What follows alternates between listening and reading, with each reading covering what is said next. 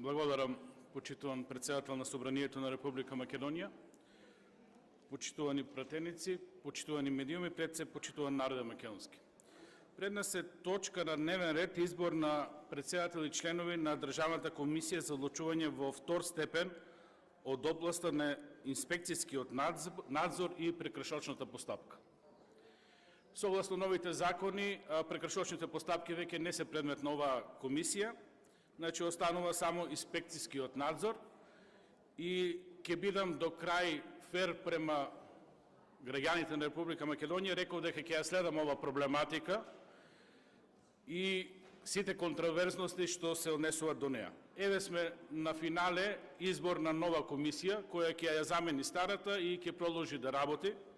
Не навлегувам во партискиот избор на членовите, едноставно Социјалдемократскиот сојуз и Демократската и ДУИ си продолжуваат со праксата и сметат дека така е најдобро со инсталирање на своји партиски членови во сите комисии, дека може да оди државата напред, меѓутоа гледаме дека не оди напред.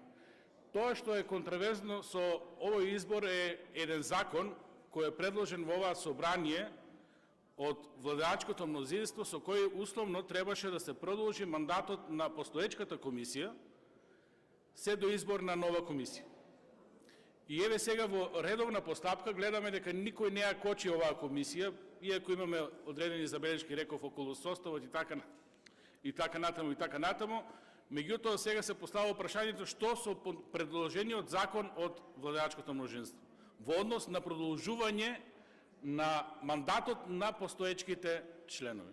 Значи, абсурден закон кој немаше никаква потреба од носење на истиот се најде во парламентарна процедура. Губевме време и на седници, и на комисии да збореме за истиот, укажувавме на неуставност, укажувавме на немајната потреба од носење на допуни на таков закон и сега едноставно се она што го зборевме излезе на виделина. Едноставно, ако се сватат работите сериозно и ако се навремено понудат кандидати за овие членови за овие комисии, тие ќе си продолжат да си функционираат во нови состави. Сега клучното прашање е што понатаму со предложениот закон, дали ќе го повлечете или ќе го оставите во процедура, односно дали веќе немате потреба од продолжување на постоечкиот мандат на постоечките членови, затоа што факт е дека ќе изгласате нова комисија.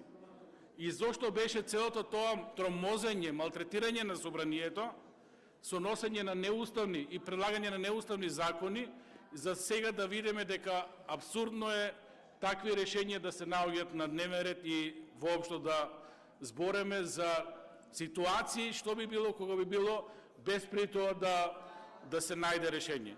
Многу е пофер навремено да се терат овие постапки, дури ако треба и неколку месеци порано, да се знаат кои се тие комисии, кога ќе истече мандатот на постоечките, бидат заменети од нова комисија. Вака само го злоупотребуваме собранието и се доведуваме во ситуации да се предлагат неуставни закони кои нема никаква потреба од нивно воопшто размислување, камоли па ставање во процедура во собранието. Ова е тоа што го работи владеачкото мнозинство на СДСМ и ДУИ. Едноставно се стои во место, битна е ова комисија, затоа што претпоставувам, не дај Боже, некој нивен, ако треба да заглави со инспекцијски надзори, да има кој да го елиминира од одговорност, тоа би било оваа комисија, покрај другото што ќе го работи, другото е небитно. Значи, покрај тоа што се става капа во судството, треба да има контрола оваа владеачко мнозинство и врз инспекцијските надзори и залудно е работата на многу инспектори затоа што ќе паднат на оваа комисија, која реков е партизирана и до крај исполитизирана. Благодарам.